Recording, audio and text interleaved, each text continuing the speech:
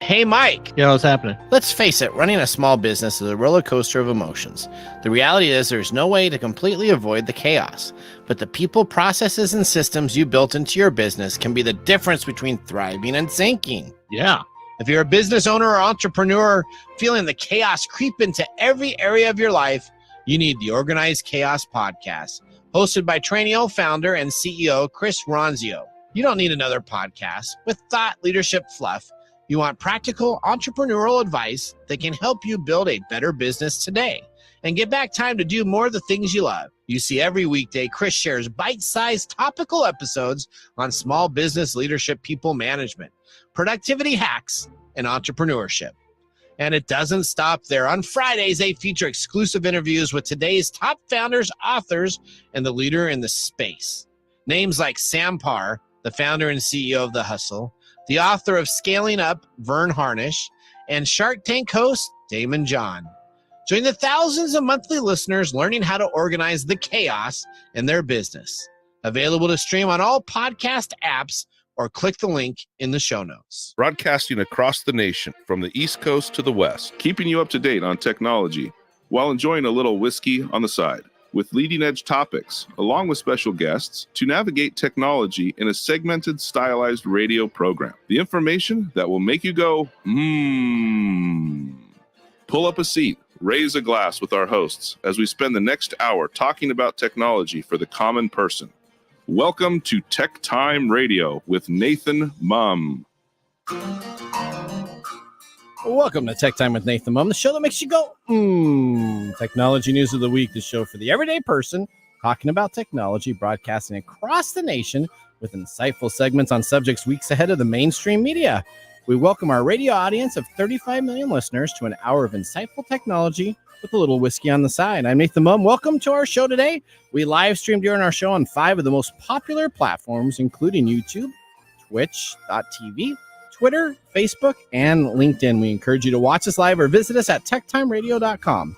Tweet us during the show by using the hashtag TechTimeRadio, and we'll do our best to respond to your tweets. You can also check out our new TikTok channel by looking for TechTime Radio on the TikTok app. Get our intern shorts or full video recaps of the show.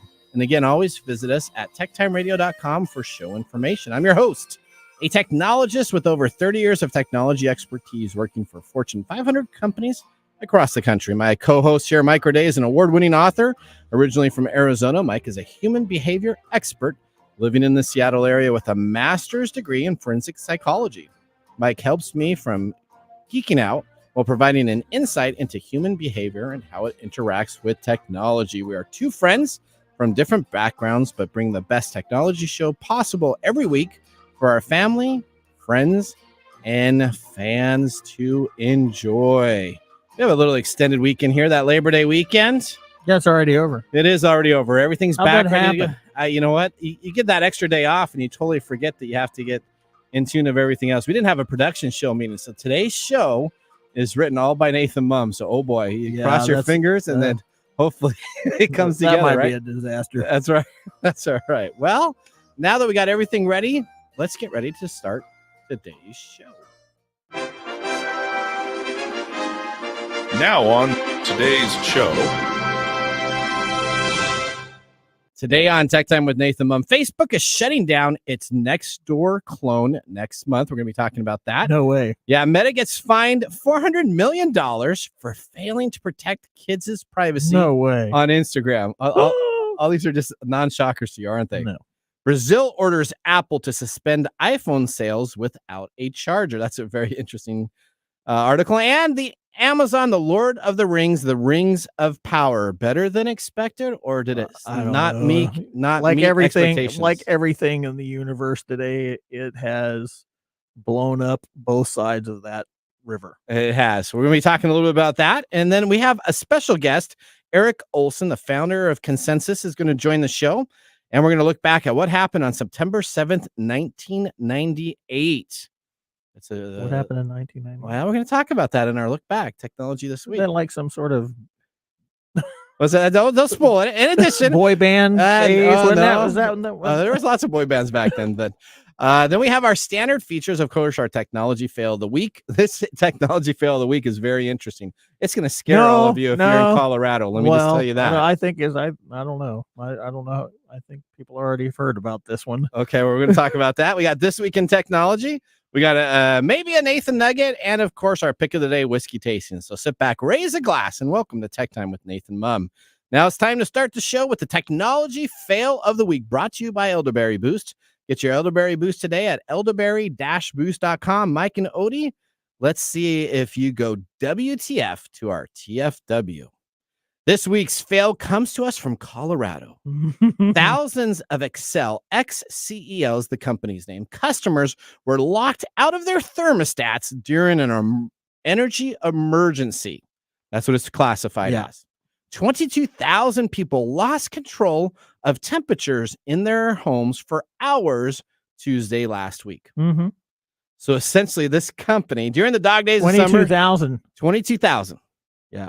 During the dog days of summers, it's really important to have a thermostat that you can regulate, right? So when it gets really hot here, you like to turn it down to maybe 66 degrees, have a little bit of cool air. So if you go outside, you come on in. Yeah, a little air conditioning area. Just gotta. Now you pay for electricity, so it's not like it's any different. It's not like I'm getting it free or anything. We just got a air conditioner installed at the house. Okay, I would be really upset if this happened. This is what happens. So let me tell you about it. Temperature climbs into the 90s, and 22,000 people received a message on their thermostat. Now, this is a smart thermostat, so it's not a standard thermostat, but it's a smart thermostat. So you see those nests where they kind of... Yeah, I'm not sure where smart comes in. Okay. That, but, you know. And it said that the temperatures were locked due to an energy emergency. Excel confirmed that 22,000 customers signed up for the Colorado AC Reward Program were locked out of their smart thermostats for hours on Tuesday. It's a voluntary program. Let's remember that this is something the customers choose to be a part of on the incentive, says Emmett Romnan, the vice president of customer relationships for Excel. Yeah, this is customers receive a $100 credit for enrolling in the program and $25 annually. See, this is but customers said that they also give up their ability to have control of their energy so that the company can save energy and money to make the system more reliable. Yeah.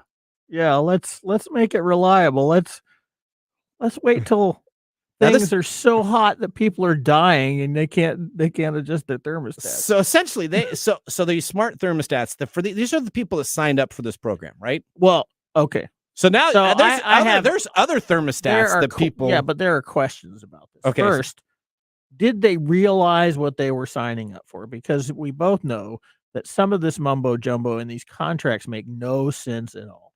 I don't know if they did or not. Secondly, they're leading with this monetary gain. You get $100 credit and $25 off of your whatever. Yeah, annual subscription. Oh, okay. Yeah. All right. Okay. So now what happens to the people that have these smart thermostats in their houses that did not be a part of this program? Does the company still have the access? Of course they do, to turn off and regulate their heat. Yeah, that's the third question. Yeah, if this is set up this way, what happens in a real emergency? So essentially, this Excel, this energy company in Colorado, essentially has control if you have one of their thermostats in there to regulate your temperature of your house. Just another corporate cash grab. So if I'm a hacker and I come in and I go into Excel's database and I decide to yank everybody up to 100 degrees, I can cook literally everybody out of their house, and there's not much that you can do about it if they're all tied together with the same master control it's system. funny that you go directly to the hacker part. I'm thinking this is just a corporate profit grabbing. Oh, so you're going on you're going on that, and I'm thinking, okay, yeah, is this really about emergency blah blah and stabilization of blah blah? It really is just them saying that they want control over your thermostat so they can save money when they want to. Yeah. And you go to, what if a hacker gets a hold of it? That's true. What if a hacker gets a hold of it? I could literally, during the summer months, cook you out of your house at 100 degrees. And then during the winter months, I could turn your thermostat down to off. I lived in Arizona. So you lived in Arizona. So it wouldn't be. Odie, have you ever heard of an electric company being able to control your thermostat for your house? Bad. I want to say no, but my mom feels that way about Nest heating systems. Yeah. Because she really hates the fact that it turns off some point in the night because she's so cold. Yeah. So she's like, oh, they're always changing it when that's just like a setting. Yeah. I'd be careful with Nest too. So I'll just tell you, I love technology. Yeah. I have a manual I do thermostat too. I do to regulate everything in my hand. And I have tons of other smart devices, cameras. So China can look at our cameras because I buy cheap cameras. how many old school things do you run around with? Because That's the only thing. I do. I will not have a thermostat that will get upgraded to Nest ever. Really? No. Do you know how easy it would be to go on in and to regulate that for somebody? No. It is so easy. Maybe my mom's onto something. Yeah, I think I didn't want a smart thermostat. We got a nice upgraded thermostat. Yeah, that's fine. I didn't want a smart thermostat. We still have the ones where you have the hot and the cold, and you still kind of put the little two we had levers on the top. dials. Okay, yeah, I know what you mean. I got those too. Yeah, I got you. Not anymore though. Okay, all right. Well, there you go. That was our fail of the week. Yeah, I know. Be careful. Your energy company may be able to take control of your home for their heating. What else can they take control of? That was brought to you. As soon as somebody has heat stroke or something because of something that they pulled, they're in trouble. Yeah, then legalities will come into, and they'll now, say, "Oh, but you got your discounted though, so you got your $100 off." And it's gonna blow up in their face. Is there a way to track that though? So here's the thing: everybody that has one of these devices now should know whether they're a part of the program or not. That the company now has access just to come on in to regulate it on the back end. If I was a customer not signing up for their plan, I would immediately call them back up today and say, you need to come on out here and I want a manual thermostat. I'm not going to be on your system anymore. Well, I'll get I guarantee you that a lot of those people that signed up for that program and didn't realize what it actually meant are now opting out of that program. That probably makes sense. All right. Well, there you go. Mike. There you go. That was our technology fail of the week. Yeah, Mike, as always, we have our whiskey tasting during the commercials to see if we have our selected whiskey. Pick of the day gets 0, 1, or 2 thumbs up at the end of the show. We want to make sure you listen all the way through to pick up a few interesting facts on Mark's Mumbles that will make you go, with the whiskey facts of the week. Now it's time for the latest headlines in the world of technology. What's happening in the world of technology?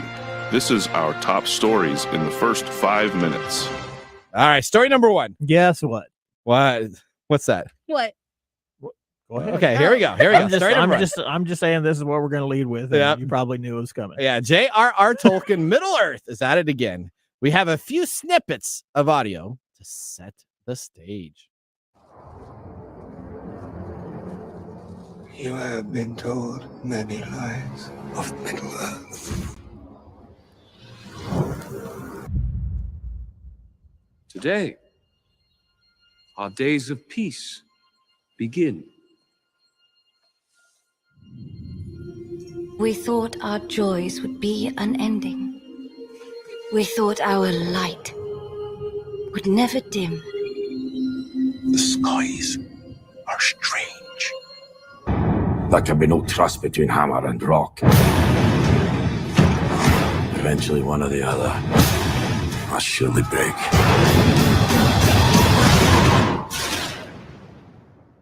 Can I just say that sounds really, really stinking cool? It is. I'm so mad at myself that I haven't watched this yet? Yeah. You haven't seen it yet? No, because I read reviews that said it was bad, and I didn't want to get myself. You never read reviews. Listen, it is by never, far ever read reviews. I think it's. I am so excited. I almost think it's better than any of the other films I've watched of this series. I am totally intrigued. Say that. Okay, that's a that's terrible thing to say. Why?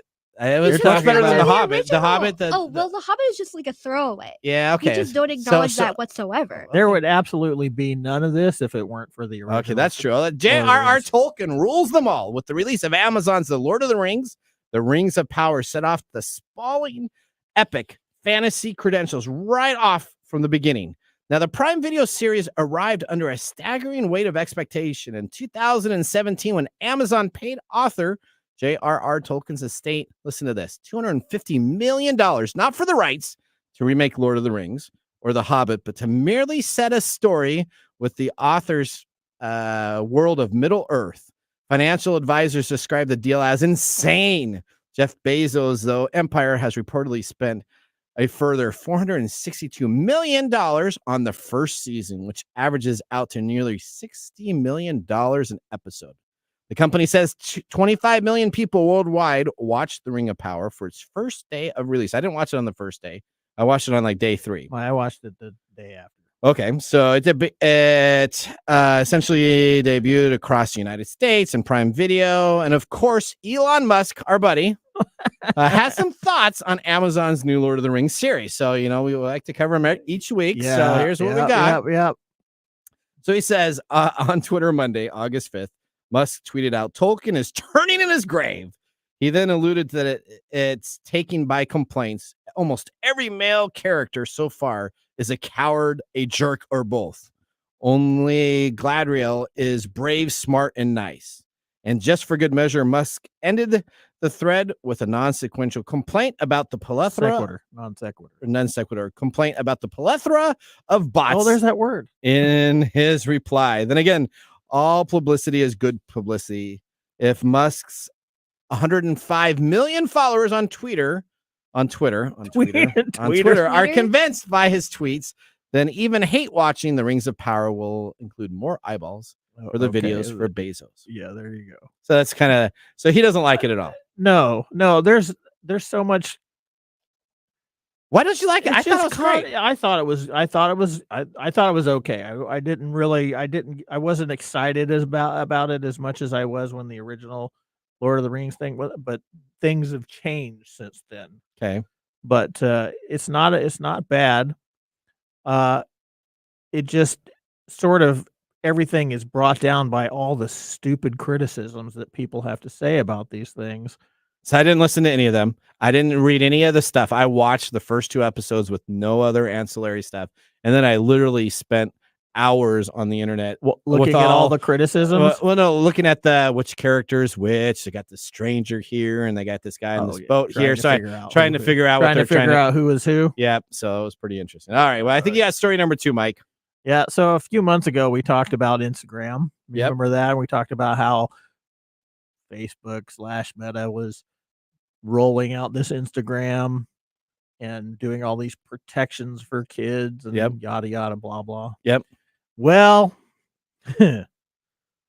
Meta has been given a 405 million euro fine on Monday. Wow. From Ireland's data watchdog, the Data Protection Commission, for failing to protect kids' privacy on Instagram.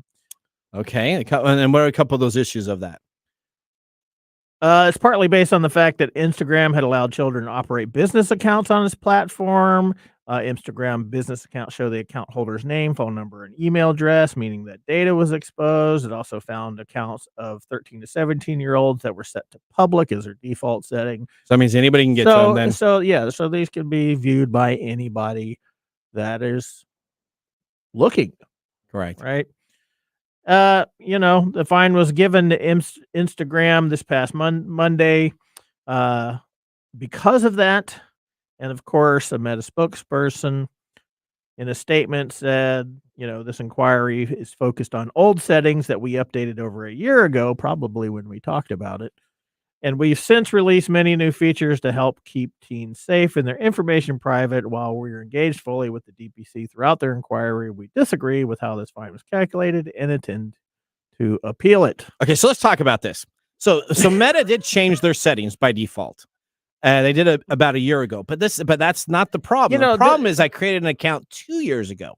If I created it 2 years ago, then it's still listed as public. It didn't go back and change that status for those accounts for those ages. Mm-hmm. What it did is they only fixed moving forward. They didn't care about any of the stuff that was done previously. So it's pretty much Meta turned a blind eye to anything that happened until they came out with their new releases. Here's the deal, and I don't know if this is the actual case with Instagram, but they set these defaults by default. Yep. That means they can be changed and then not monitored. So it's like all these sort of double meaning protections that all these social media companies are putting so they can market to the younger and younger audiences. It doesn't really do anything but sound good. Because if my 13-year-old, which I don't have, Yeah. can go on, open up a new Instagram account and reset all these defaults to what he wants them to be, Yep. say public or whatever. That takes the responsibility, quote unquote, out of Instagram, because that means that we did what we could to protect that person. Yeah, they don't disable the public stuff. They Yeah, don't disable any of that. So it really is meaningless. And if they get, this is the second largest fine that they've gotten for doing something. Yep. The first largest fine from the EU was 887 million issued to Amazon back in July of last year. Yeah, Bezos was number one. Yep. Yeah. So but does it really affect them that much? No, Probably not. because Probably they're making billions of dollars. yeah, So this they're is just like print money. It's 400 monopoly. Yeah, $405 million. Here you go. And I have insurance on that, so I don't even have Yeah. to worry about it, right? All right. Story number 3. Brazil orders Apple to suspend iPhone sales without a charger. Now, do you realize that if you buy a new Apple device, a new phone, depends on what model you buy. Because if you buy the high-end models, they come with chargers. But if you buy one of the lower-end models, it doesn't necessarily come with a charger. So you have a phone. Yeah, I didn't know that. Yeah, so you have a phone, and especially in different nations, different countries, different areas out there, Apple is very aggressive. Like places that are considered third world countries. That's maybe? correct. So Brazil's government on Tuesday ordered Apple to stop selling iPhones without a battery charger in the country, claiming that the company provides an incomplete product to consumers. Well, yeah, It kind of makes sense, doesn't it? Hey, How can I charge my phone? That's right. I just bought a brand new iPhone from Amazon. I get but it for can't 2.5 charge it. hours of setting it up, because it only comes halfway charged when you get it. So I get 2.5 hours of the charge, and Hey, then where's after the that, charger? Oh, okay, this is like batteries not included. that's right. The Justice Ministry fined Apple $2.38 million, which is actually insignificant to these $400 million, right? $2.38 million, and ordered the cancellation of the sale of the iPhone 12 and newer models. In addition to suspending the sale of any iPhone model that does not come with a power charger. In the order published by the country's official gazette, the ministry argued that the iPhone was lacking an essential component in the deliberate discrimination practices against consumers. The authorities rejected Apple's argument that the practice had been put in place to reduce carbon emissions. Oh my gosh. Saying that there is Hey, no evidence. This is what they say. There's no evidence of environmental protection from selling the smartphone without a charger. Okay. So what? Yeah, that's like buying a new Xbox and not having a controller. But like, well, there's no evidence that you needed the controller to actually turn on the Xbox. You can just turn it on and look at it, Like, and then you got to play. okay. Yeah. All So, right. all right. Story number 4. Facebook is shutting down its Nextdoor clone next month, That's actually following a nice tests in thing. the U.S. and Canada. What's that? I said that's nice. Yeah. So essentially, here's what Facebook did. Have you ever looked at the app Nextdoor? I have it. I like it. You hate it? Yeah, because mostly it's about Criminal activity. which Yeah. which really doesn't do any good for After the fact. watching it. Okay. And then, the common drivel that you find on normal social media where people are talking about how much they hate their neighbors. Yeah, they don't like this fence, or they don't like this. Or Fireworks went off at 11 o'clock. yeah, I my can't political believe it. opinions are better than your political opinions, and blah blah blah. So essentially, Nextdoor came out first. Of course, Facebook decided to compete with it, right? Because they couldn't create something new. I know. And then they Monkey started. see, monkey do. Yeah, so then they started releasing it. It was called Neighborhoods, and they bought the domain name and everything. And they realized that people were not using it. They were essentially didn't want to use the Facebook equivalent. No way. Yeah, since Nextdoor was already launched and had already been a part of the dominant factor. Essentially, Nextdoor took the challenge when Facebook said that they were going to put out their neighborhood app and essentially double down on the social elements as products. It's updated and revamped its service. Facebook's decision to move away from the local content comes at a time when the company is putting more focus on becoming a recommendation and a discovery engine for content as it ramps up to compete against TikTok. Yeah, so we're going to be seeing in a couple of months, we're going to be seeing, hey, Facebook quits using its TikTok feature. That's probably because TikTok already. I don't know if it's more surprising that these companies continue to do this kind of monkey see, monkey do stuff, or that we keep hearing all these articles about how they're shutting it down. And Well, so And I that- will say this, which is nice about at least Facebook. We give them a hard time, but at least when they start a project and then they quit a project, they at least make announcements. A lot of companies just hide their closures when they have something kind of dissolve. Oh, So sure. Microsoft's really, really good at they this. can ghost. So they'll This just have that's something, ghosting at and a then higher level. And then all of a sudden it's like, hey, well, that webpage doesn't work anymore. Oh yeah, we discontinued that app 6 months ago. Oh, really? I didn't see anything. Oh no, yeah, That's sorry. why Yeah. you didn't even know it was gone for 6 months. That's right. Facebook says it will continue to use its Facebook groups because those are doing so successful right now. Well, isn't that they don't need to that kind change of it. what the Nextdoor app is? It's just like a big Facebook group. It is. It really is. And there's my wife's on a gazillion of these Facebook groups. I'm on a ton of Facebook groups also. I have, And so it works really well. So I don't know why I would want to load their neighborhood. I don't app. know. It's just full of the same stuff that Nextdoor app is. It's all just griping and so it's groaning. just griping and All groaning. right, up next we have our segment Ask the Expert with a guest that might help me on my fantasy football leagues, all 20 of them. All right. I don't know. He's the founder of Consensus, but worked at a company that is a sports leader in daily fantasy games. Our guest, Eric Olson, provides evidence-based answers faster and creates a whole new way to search for data. We'll be back in a moment to talk about this and more. You're listening to TechTime Radio with Nathan Mumm.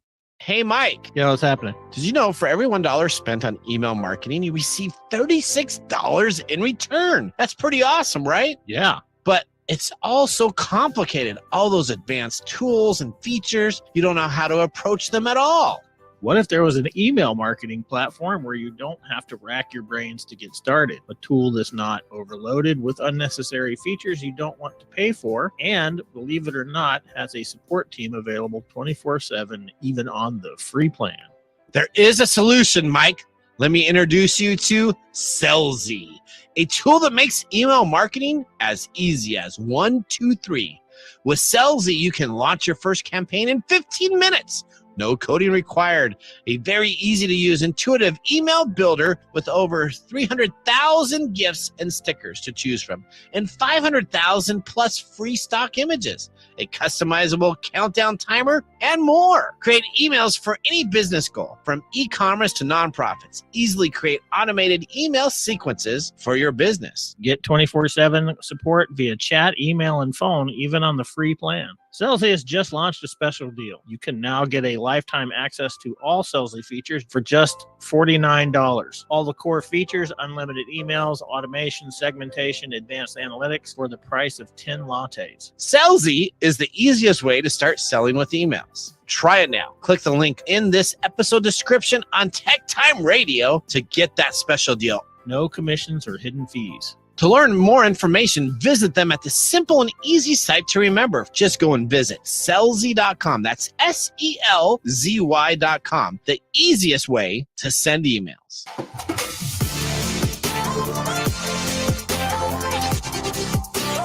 Welcome back to Tech Time with Nathan Mumm. Tech Time Radio is a weekly hour technology show that talks about current technology in a simple format without having to geek out. Brought to you by myself, Nathan Mumm, and Mike Roday. We just had our first whiskey tasting during the break. And now let me tell you about what we are sipping for our pick of the day during the show. We have chosen the Finlagen Islay Single Malt Old Reserve. $22 for a bottle, 80 proof. Many centuries ago, the Lords of the Isles ruled Scotland from their stronghold in Finlagen Castle. Finlagen. You keep on calling it Finlagen? Okay, Finlagen Castle. But today, it's malt whiskey, of which legends are made. An Isle Scot, this whiskey has intense flavors of smoke, peat, firewood, caramelized sugar, iodine. I don't know. That's Mark Mumbles put the iodine in there. And vanilla. Well, it's correct because it tastes like licking an old fireplace. Like an old fireplace. Yeah. So if you were just to have some random need to go and stick your face in your fireplace and lick the hearth, that's what this would taste like. So you're telling me you like it? Yeah, no. No. It seriously tastes like smoke. It tastes like smoke. It tastes like smoke and burnt wood. Okay. Maybe a little vanilla. Maybe I spilled pudding on the hearth and I just needed to get it off. I don't know, but it's a strong taste. This is distilled in smoke. Scotland, so you're just telling me the Scotland people have a I'm telling you deeper that palate? I'm telling you that this Scotch, is strong in the weird direction. Okay. All right. Okay. All right. Well, we just had. Stay tuned to see if we give this a thumbs up or thumbs down. I think Microday is leaning one way or the other. All right. I don't know. I might have to take up a new hobby. Let's get our next segment ready. Today on the show, we have Eric Olson, a talented data science professional with a master's in predictive analytics from Northwestern University. Here you go. Here's a guy right up your alley here, Mike. He's a master's in predictive analytics.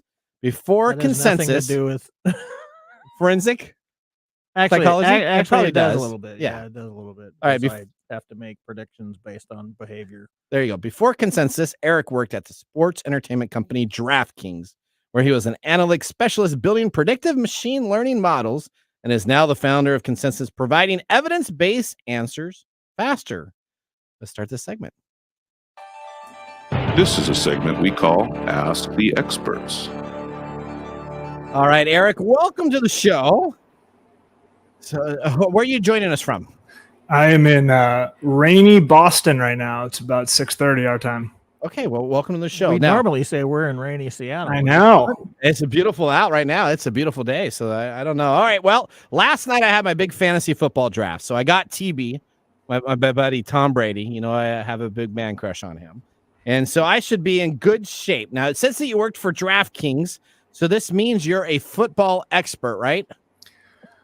I don't know about that. I played college football and I worked at DraftKings in sports betting and fantasy football for a few years. So maybe more than the average person, but I still seem to lose my buddies who don't know anything about football and fantasy football. So expert is relative. Now, I have played absolutely on DraftKings, and I get all these promo codes all the time for playing on DraftKings. So I am excited about it. I do the daily fantasy. I do the weekly fantasy. So what do you want? Well, I'm just saying that I know about it. So tell me, what did you do at DraftKings there, Eric? Give us a little bit about what you did. Yeah, so I worked in the sports betting world, and what I did is build models that tried to estimate the skill of the customers. So basically, you take in all of the betting history of a customer, you throw it into a model, and you try to predict if this person kept doing this, how much money would we expect to make or not make on this person. So basically, we're trying to estimate the betting skill of our users. The betting skill of the user. Okay. Hey, you know what? What's that? I think you're not a very good Well, I don't know. Hang on. So, If you're getting a lot of promotions, that means you're probably not a good bettor. oh, is that what that means? So if I get all the free role plays that I get all the time on this, See, yeah. that means If- I'm not good. So would you guys like regulate people that were good then? Is that kind of what you... Yeah, almost all sportsbooks do that. If it is suspected that somebody would be a winning lifetime bettor, they will be limited in how much they're allowed to bet. And if you're not suspected to be a winning lifetime bettor, you will get all sorts of lucrative promotions. Uh-oh. Well, It's like the casinos who comp you dinner, you know. All and- right, all right, honey. Don't worry about it. It's all good. Okay. All right. So data analytics is driving a passion of yours. How are you now using that at your new company then? So if you're into data analytics, tell us a little bit about your company. So what I do now is I'm the CEO and co-founder of a company called Consensus. And what we do is we're a new search engine that allows you to find answers in scientific research to your questions. So the basic idea is if you have a question, you go to Google and say, is red wine actually good for my heart? Instead of getting a bunch of advertisements thrown back at you, what we'll do is we'll actually only search through scientific documents and pull out studies and answers that have looked to address that question that you asked. So the idea is to try to make getting more rigorous evidence-based information as easy as it is to type in a question in Google. Okay. That's really exciting. Mike went from, okay, who's this guy? Now he's got a big grinning smile. Yeah, that's okay. Okay, That's so all right. you get some questions to ask here, Mike. You can absolutely jump right in and ask it. All right. So you put these aggregates together. So yeah, the first thing that comes to mind is that when I was in grad school and I was looking for research online, you always have to pay for it because online journals and stuff require subscriptions. Okay. So how does that affect the data collection? Okay, you know what? We're just going to go right into that question. Okay, explain that to us, Eric. How does Consensus work with that? No, it's a great question. So by using Consensus, you don't get a subscription to any of the providers. However, where we get our data is actually from somebody right in your guys' backyard. the Allen Institute for Artificial Intelligence and their research discovery tool, Semantic Scholar. And a very, very high percentage of their data is open access. And the good news is that the trend is in our favor. And more research is becoming open access. And I don't know if you guys saw, I think it was last week or the week before, there actually is now an executive order to make all research that has been federally funded open access and accessible to anybody. So the paywalls are going down, and we hope to continue to be a part of that. All right. So now Google isn't one of our biggest friends, right? Because Google, I mean, it's not a horrible search engine, but it's all about advertising. So if I go to look for wine, you're not going to plug Bing, are you? No, I'm not going to. Hang on. But if I go and I search for red wine, I'm going to get a Wines and More ad that will probably come up. I'm going to get a whole bunch of ads. I remember when Google started, and you could Google something and you could get some straightforward sort of answers. Yep. But now you have to sift through all the stupid advertisements, through all the puff pieces and everything to get to real research. Yep.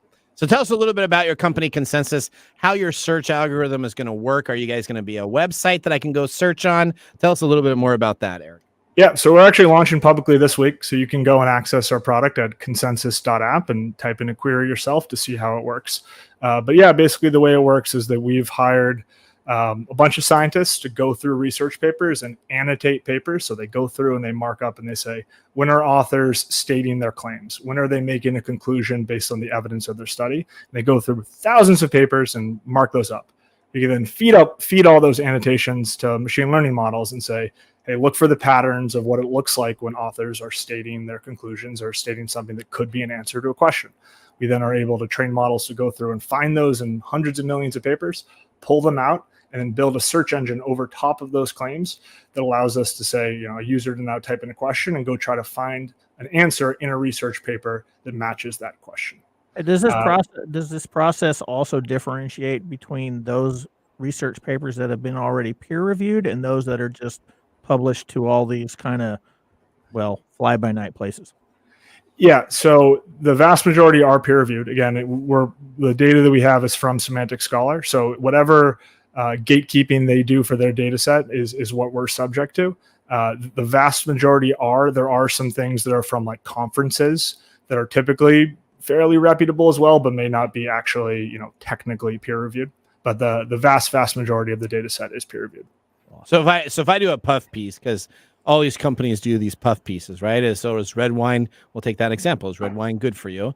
And then I'll be a little puff piece. I'll write a paragraph and a half with some SEO words, and then it'll be like, buy this red wine and buy this type of deal and buy this. Well, there's also these sort of quote unquote journals that will publish pieces that have not been reviewed or are publishing research that's really not done well, but it gives somebody some sort of form of credit. Yep. And so you guys weed those out? Is that kind of Consensus weeds those out through your guys' database that you guys are using? Yeah, so there will be no, blog posts or puff pieces in this data set. There's no editorialized content in it. And that is, exactly sort of the problems that we're solving for is exactly what you're talking about of when you type something into Google, you're very likely to either get advertisements for what you're typing into or some puff piece that has been, specifically SEO hacked to try to come up first. Perfect. Yeah.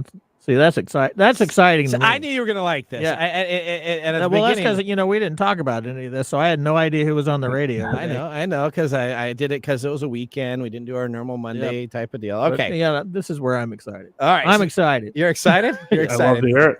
All right. So let's talk about the future of specialized vertical search. So can you explain just a little bit to the everyday listener on kind of what you're doing? You explained your search algorithms and what you're doing. Yeah. What's the idea of the vertical search algorithm? Yeah, totally. So basically it's the idea that, this field of natural language processing, which is machine's ability to take in human text, understand it, analyze it, interpret it, is really booming right now. And as this continues to get better and better, there's going to be tons of opportunities for new products to emerge in this search space that do specific specialized tasks really, really, really, really well. and what that's going to be awesome for the consumer, because not only are going to have these awesome products that do all these really, really cool tasks, it also means we can start to wean ourselves off of the Googles and these general purpose ad-based models. So we'll have these specialized products that are so good that they could actually be subscription-based for a small cost, which then means that you no longer have to use this giant general purpose, all it does is deliver you links, advertising-based engine. Okay. Woo-hoo. All right. So, Eric, what's the name of your website? How can people get in touch with you? Yeah, so the name of the website is consensus.app. That's the best place to get in touch with us. And the product is now live as of this week. So go on there, create an account, and all those questions that you had of say, hey, I wonder what the research, what the science actually says about them, fire them off and see how we handle it. It's the beginning of the road. The product's only going to get better. So it definitely doesn't do perfectly on every search, but go off, fire off those questions, and hopefully you can learn something. All right, great. We really appreciate you being a part of the show. Let me just tell you, Mr. Gourdet just got away from all of his notes, and he's looking at. I'm looking at it right now. Right now on his. PC. I love it. That's great. All right, thank you very much, Eric. Hopefully, we can touch base with you maybe in a couple months, and you can highlight some of the new features that you have for your site. Amazing. Thank you guys so much for having me. Great. Have a good day. You guys too. Bye-bye. Well, that ends our segment, Ask the Expert. Up next, we have This Week in Technology. So now's a great time to enjoy a little whiskey on the side, as we'll be doing so during the break. You're listening to TechTime Radio with Nathan Mumm. Drink some more campfire.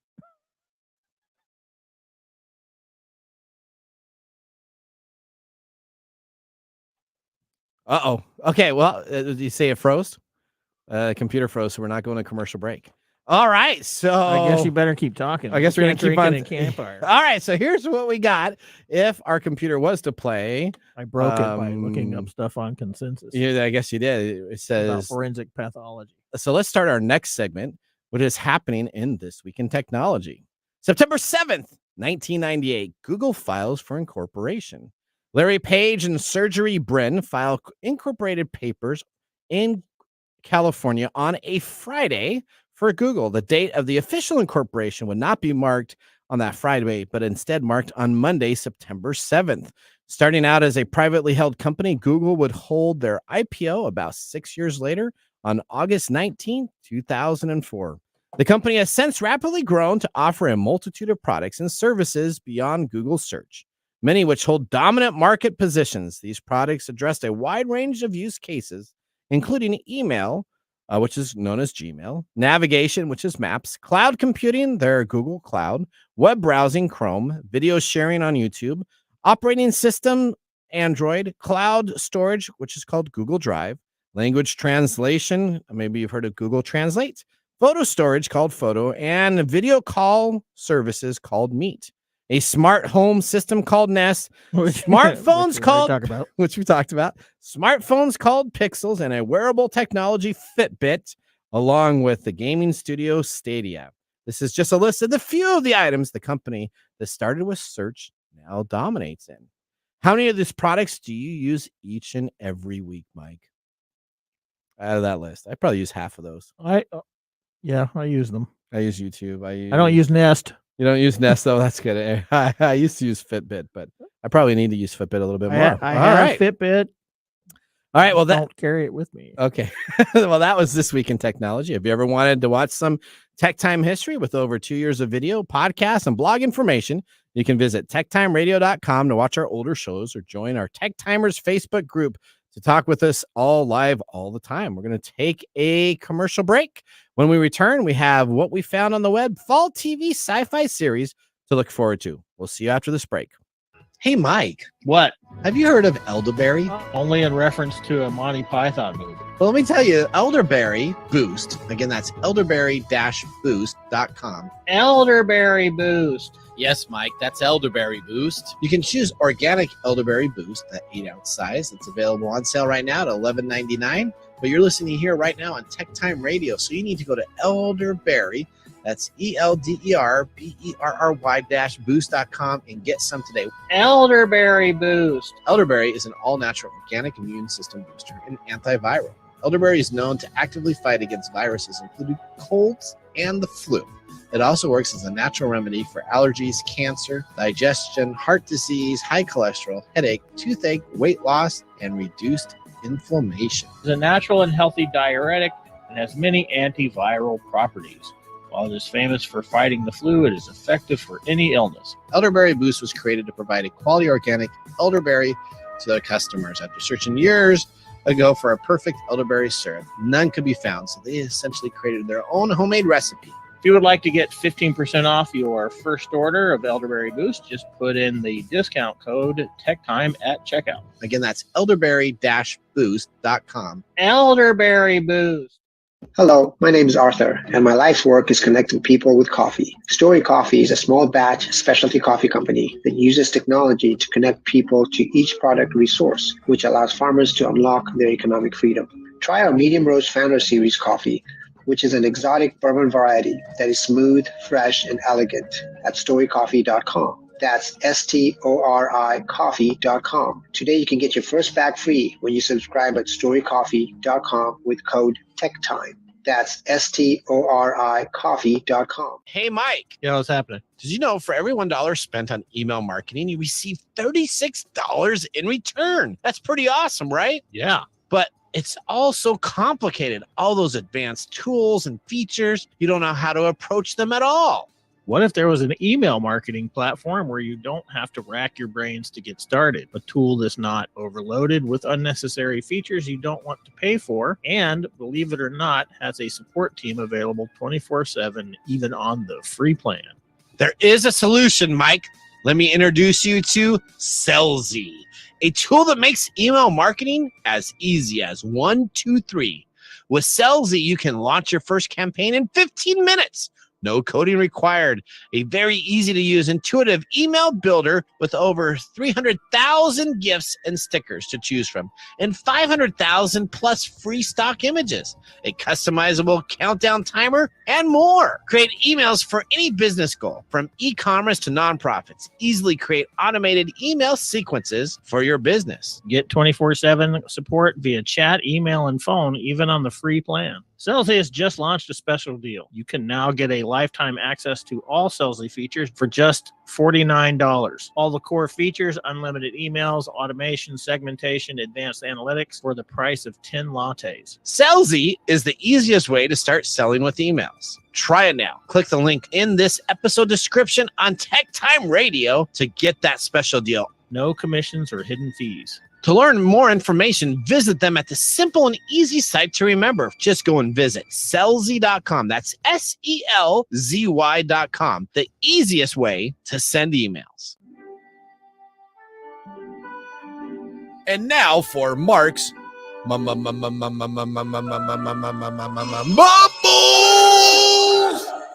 All right. All right, here we go. Fight Procrastination Day, September 6th. Is Fight Procrastination Day. I'll do that tomorrow. It's an opportunity for you to face your procrastination issues head on. Mark wants to make sure everybody has a chance. For all of you that have been victim of the powerful urge to push everything out to a later date, now is the day to make a change. Can I I'll just do say, that tomorrow. I procrastinated taking that whiskey, and I regret doing that. No, hang I on. should have just not taken it. So period. today we're sipping the Finlagen Islay Single Malt Old Reserve, $22.80 proof from Trader Joe's. Now, Mark's Mumble says Trader mystery surrounds the Islay's Single Malt Scotch, as there are many who wonder which distillery is responsible for producing this whiskey. Okay. The source has remained very closely a guarded secret. There is little to no information on the distillery responsible for this, and the only information is available that it's a series in the Vintage Malt Whiskey Company portfolio. It also seems to be an exclusive for Trader Joe's in the United States. Thanks, honey, for picking it up. This whiskey is hard for Mark to judge, as he does not like single malt liquors, let alone with peat and smoke. A huge thumb downs for Mark's personal taste. Mark has heard it may be a good alternative for those who would like to spend less than a more expensive name brand that has a better palate and flavor. Yeah, okay. Yeah, I don't know. I think this would be the same as just finding a piece of charcoal on the ground and sucking on it for a while. Really? Okay. Yeah, it's I don't know. I don't know. It gets worse as it breathes, too. As it breathes, that's not a very good thing. No. All right. Well, now we're going to move on to our next segment right now. what we found on the web. All right, fall is around the corner, and the back-to-school time is significant for TV, and fall TV shows are about to start. We talked about the Rings of Power, but now there's a couple other sci-fi items and fantasy genre television that is coming up this fall. Mike, you're going to start us off with a look at TV this fall. Yeah, awesome. All right. I'm not sure why, but a new show coming out is called Vampire Academy. Oh, okay. Based on the novelist Rochelle Mead's Vampire Academy book series. This tells the adventures of students at St. Vladimir's Academy boarding school, which I have no idea what. Okay, where's it premiere on? Premieres September 15th on Peacock. Okay. All right, next up, Quantum Leap. Oh boy, Quantum Leap, the beloved 90s time travel series. Why didn't I get that one? This is on NBC, so it's going to get canceled, just like NBC screwed up the first time they did Quantum Leap, where they had it on and they canceled, and they had it on and they canceled. So hopefully they get it right. But this continues the 30-year quest of the continuum. Sam Beckett, Scott Bakula was the actor, is still lost somewhere in time. They didn't even finish the series right, and they misspelled his name at the end credits. So there's some craziness going on there. But now we have Dr. Ben Sung Raymond Lee, who is taking over the leaping duties for the newly revived Project Quantum Leap. Expect some tweak to the rules of the first series with a new cast and a new mystery to solve. Premieres on September 19th on NBC. Are they going to find new episodes? Dr. Will air Beckett? weekly. Are they going to go find Dr. Beckett? Well, I think they offered him an opportunity to be in the show, and I haven't heard of what's going to happen. Okay. All right. Let's see. Now, here's an interesting one. Yeah? Go ahead. All right. Andor from Lucasfilms. The end of Rogue One, a Star Wars story, was pretty much a final for the squad of the rebel volunteers who stole the Death Star plans. And that's why we're deciding to do a new sequel about the spy that is already dead and a prequel that tracks how the man becomes the legend of the movie. A 2-season series, essentially Andor in season 1 tells Andor's origin story against the backdrop of the rising rebellion against the Empire. Audiences will get to see this. We get to come to see the fighter at the age of 6 that gets recruited into the rebellion as one of the most successful undercover agents ever. Andor brings back several other known characters and introduces a large ensemble cast with brand new faces. Of course. Yeah. Premieres on Disney Plus September 21st. New episodes will air weekly. All right. La Brea season 2. I think that's La Brea. La Brea season 2. Now, I have no idea. I watched like 2 episodes of the first one and it was so bad. But I guess it's coming out with season 2. It's going to premiere on September 27th on NBC. So there you go. If you're into the La Brea season, it's going to be back. La Brea. Okay. You're up next. Well, I don't know why I get saddled with all the vampire ones. But Interview with the Vampire, AMC is launching their Anne Rice universe this fall with series Interview with the Vampire. Game of Thrones, Jacob Anderson, who played Grey Worm, will play Louis. The vampire gets grilled by the curious reporter. Daniel Malloy, with adjustments to the story's time and place. Rice purists will have some quibbles, probably already on Twitter. But the series plans to dive into plenty of the themes and relationships that made the book a classic. Premieres October 2nd on AMC, and then Guillermo del Toro's Cabinet of Curiosity is coming to Netflix. Series collection of scary and spooky tales in an anthology meant to coincide with the Halloween season. Premieres on October 25th on Netflix. All right, and then we got Willow. You remember Willow? Yes, I remember. Willow. Warwick Davis returns as the mighty dwarf sorcerer in a continuation to the story that originated in 1988 with the same film name. A new threat blooms, and Willow is tasked to help thwart the impending doom. Another old meets new ensemble piece. We're excited to see the long dormant high fantasy world with a special edition. It premieres November 30th on Disney Plus. New episodes will air weekly. Yeah. All right. So now we're going to move right into our Mike's mesmerizing moment. This is Mike's mesmerizing moment, presented by Story Coffee. Visit storycoffee.com. All right. Why do we love fantasy movies and series? Short answer is escapism. Okay. It helps us put our own problems into a sort of holding power while we watch people do things that are similar in a space that's kind of fantastic and So it's the awesome. escapism. It's we like to escapism, yeah. escape. It's the same reason why we play video games or watch soap operas or anything else. We take our problems and are able to set them aside in order to go into a voyeuristic fantasy of watching somebody else solve theirs. So, all right, there you go. So let's move to our pick of the day here. We got our pick of the day, the Finn Ladigan. Finn Logan. All right. Islay single malt. You did that on purpose. I do. Old malt, single malt, old reserve, $22, 80 proof. Thumbs up, thumbs down, Mike. This is nasty. I'm going to thumbs down. Thumbs down. I'm giving it a thumbs down. Odie? Thumbs down. All right. Well, thank you guys for joining our show today. Remember, the science of tomorrow starts with the technology today. We'll see you next week. Bye-bye. Thanks for joining us on TechTime Radio. We hope that you had a chance to have that moment today in technology. The fun doesn't stop there. We recommend that you go to techtimeradio.com and join our fan list for the most important aspect of staying connected and winning some really great monthly prizes.